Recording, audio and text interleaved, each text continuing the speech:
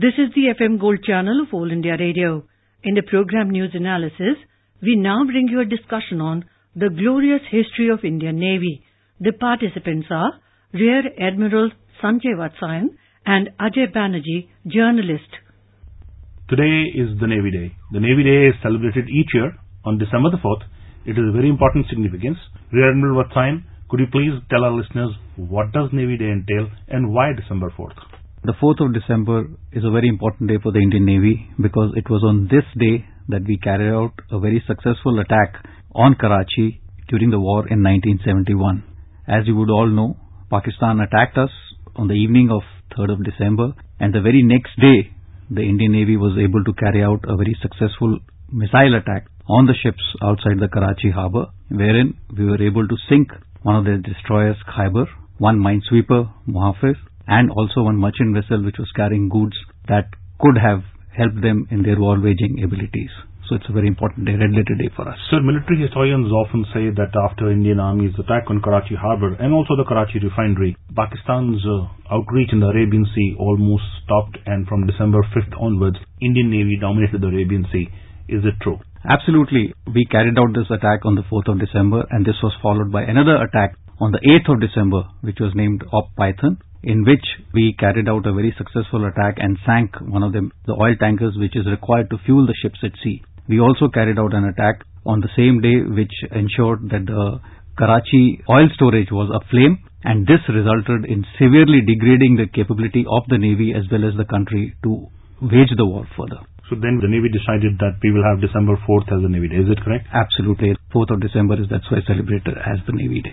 As we talk on Navy Day, Admiral Vatsayan, could you please tell us that there is a lot of talk about having a 3-aircraft carrier Navy. We already have 2 aircraft carriers, that is the INS Vikramaditya, which we took from the Russians, and another one, INS Vikrant, is coming up. The Navy Chief Admiral Sunil Lanba yesterday at the press conference said it will be ready to sail by 2020. What about the 3rd aircraft carrier? What is its status and where is it at the moment? You're absolutely right. As also highlighted by the Naval Chief yesterday, the Navy plans to have 3 aircraft carriers, and this plan is enshrined in the long-term integrated perspective plan which has been approved by the MOD. This primarily envisages us to have 3 aircraft carriers by around 27 to 2030. And for that, as you are well aware, we have already 1 aircraft carrier which is Vikramaditya with us. The second is under construction at the Cochin Shipyard Limited. And the third, plans are afoot to start the development process because this aircraft carrier is planned to be slightly more different from the other 2. It is slightly more larger than the existing aircraft carriers that we are going to have. Primary facie, the aim is to have operational carrier battle groups at all points of time, and therefore for that we need to have 3 aircraft carriers so that at any given point of time 2 aircraft carriers along with the other warships are always available to us. So this means 1 aircraft carrier on the western flank and 1 on the eastern flank? Absolutely right. And the third, which you pointed out, could be possibly something's repair is going on or something is going on. The third is in the dock. Absolutely. We don't want to end up in an eventuality wherein we have only 1 of them operational, because as you are aware, all these warships are very complicated platforms and they do need to go into some kind of repairs periodically, and therefore should a need arise, we always want to have 2 operational carrier battle groups ready with us. The Navy is a very complex force. It operates submarines which are undersea, it operates aircrafts from aircraft carriers, it also operates warships, it also does a lot of other work. It operates helicopters. Could you please explain to our listeners in numbers, what are the number of warships we have at the moment, helicopters which we have in the moment, airplanes we have in the moment, surveillance planes, everything? I think Navy is the only force which operates in 5 domains, if I may say so. We operate from space because Navy has got its own communication satellite. We operate in the cyber domain. We operate in the air, on the surface and underwater. And as of now, we have got 117 ships. We have 15 submarines. That makes a force level of 132 platforms. In addition, we also have more than 225 aircrafts that are available with us today. What sort of aircraft? Includes helicopters? All these aircrafts include fixed-wing maritime reconnaissance aircraft. We have carrier-based fighter aircraft. We have got helicopters which operate from the deck of the ships. And therefore it's a mix of a large number of ships-based helicopters as well as aircraft carrier-based fighter planes and fixed-wing maritime reconnaissance aircraft. Sir, 32 warships are under construction and another 56 the government has given approval.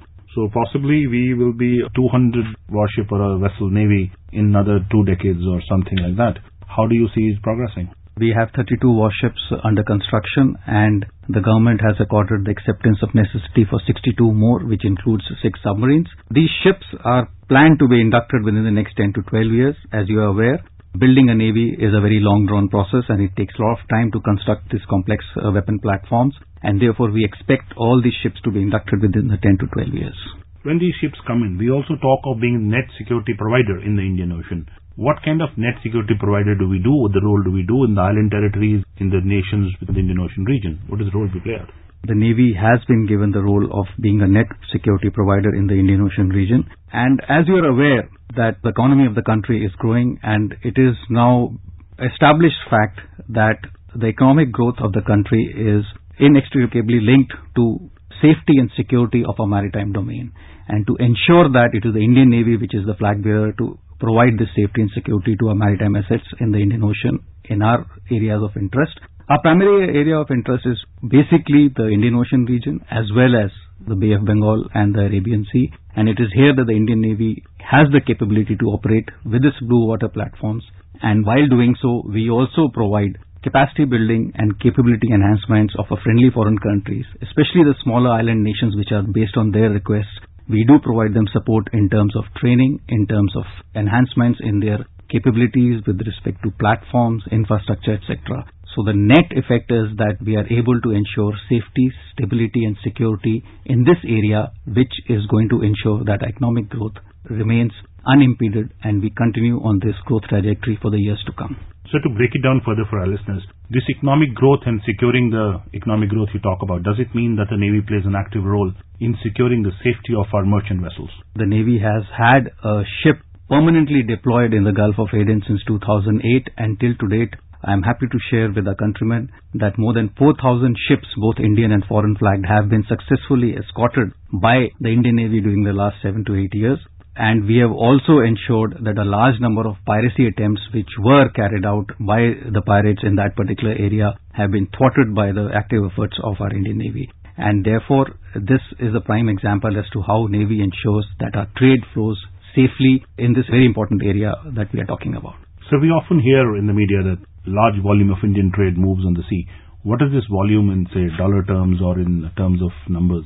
Well, it's about 90% of our trade by volume is moving on sea and about 70% by value, because we do also export a lot of services. So these do not move on trade. This trade does not move on ships.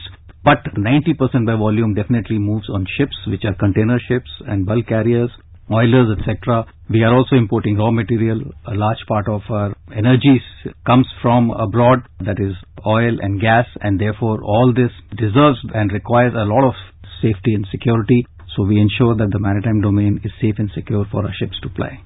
Sir, often the Navy has been exercising far and wide, in Hawaii, in Europe, several far-off places.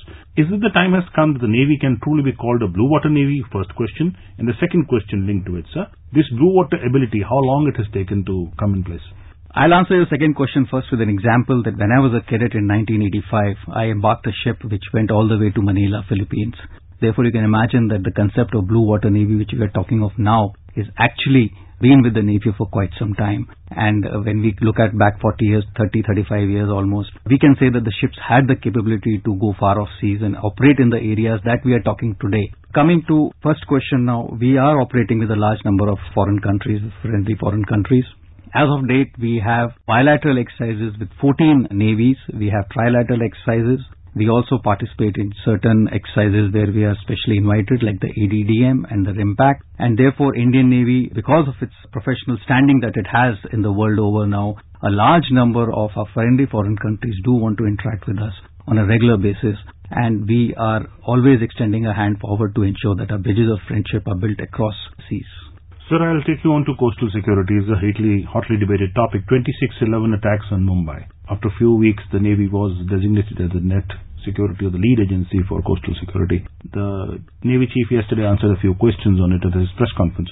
So please tell our listeners what all has been done in coastal security in terms of radars, AIS transponders, surveillance equipment, IMAC, which has come up at Gurgaon. The Navy was designated the lead agency to provide coastal security, which is a subset of the maritime security, as you are well aware. And therefore, I would also like to emphasize that coastal security cannot be entrusted to a single agency because there are a large number of stakeholders, starting from a number of central agencies as well as the states themselves which are involved where we have the coastlines. A rough count would indicate between 12 to 15 stakeholders as far as coastal security is concerned, and we are coordinating the efforts of all these stakeholders to ensure that we have an unbreakable coastal security barrier around our country. Specifically, as you brought out, we have started the AIS chain, which has been started by the Director General of Lighthouse and Lightships. We have the LRIT, which is being coordinated, that is long range in identification and tracking, which is being coordinated by the DG Shipping. We also have a coastal radar network which has been set up by the Indian Coast Guard, and this entire information is coming through a unified domain and coming to IMAX Center through the National Command, Control and Communication and Intelligence Network setup that we have built up, and therefore the entire information is available at a place very close to Delhi in Gurgaon, and we have an active picture now which coordinates and tracks all the ships. So does this mean all the radars and the transponders and the satellites which pick up an image at sea, it is transported directly to Gurgaon and further disseminated to, say, your warships or to nodes at the sea? Yes, it's on as required basis. It comes to Gurgaon, and from here it goes to various joint operational centers, to our maritime operational centers. The joint operational centers we operate with the Coast Guard, and the maritime operational centers as well as to various ships on as required basis. When these things happen, sir, is it all real time? Absolutely, this is all real time and as fast as it could be on a network. Sir, I'll take you on to the next step of our discussion. Indigenization. The Navy has been the lead in making in India. It has been making warships. It is making its own warships. Probably only the engines remain which now are imported. Yesterday, the Navy chief talked about how indigenization content has gone up. For the past few years, we've been producing our own warships. So could you play out the indigenization plan for warships, for helicopters? Where do we stand? Right from the beginning, the Navy has been focused on ensuring that we become a builder's Navy and not a buyer's Navy, and therefore I'd like to inform our countrymen that our first indigenous warship came up in 1961, a small vessel called INS Ajay, which was built at GRSE Kolkata, and from then on we have remained focused on ensuring that we are able to produce the warships in India. I am happy to say that today we are one of the few countries in the world where we build warships from the size of a fast patrol craft to an aircraft carrier, destroyers, frigates, submarines, etc. in India, and we also design them.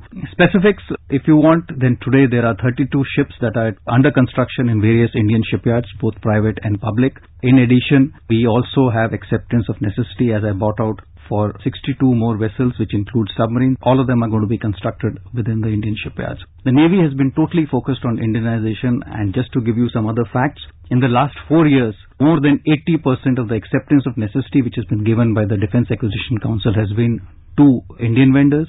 More than 70% by value of the contracts that have been concluded in the last 4 years have been with Indian vendors, and since we can talk of the budget, more than 2/3 of the Navy's capital budget in the last 4 years has gone towards payments to Indian vendors.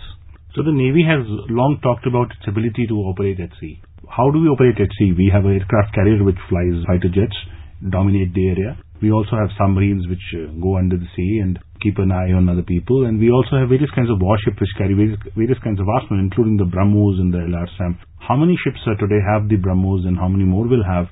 And what is the capacity of the BrahMos at sea? The range of the BrahMos is more than 250 kilometers, and it is basically an anti-ship weapon. That is, you are able to prosecute enemy ship with this particular missile. You fire it from a ship. And today, all the modern destroyers that we have commissioned, that is the Kolkata class, has got the BrahMos missiles. The new ships that are going to come up are also going to have, under construction ships, are going to have BrahMos missiles. Even in the older ships like the Shivalik class and the Delhi class, where we had the other missiles, are going to be replaced by the BrahMos missiles in the future. As we come to the close of the program, Indian Navy has grown by leaps and bounds. Today is the Navy Day. We wish a happy Navy Day to the entire country and also to the Indian Navy. You were listening to a discussion on the glorious history of Indian Navy. The participants were Rear Admiral Sanjay Vatsayan and Ajay Banerjee, journalist. This program was produced and presented by the News Services Division of All India Radio. This program is also available on our website, newsonair.nic.in. You may email your opinion about this program at airnsttalks@gmail.com.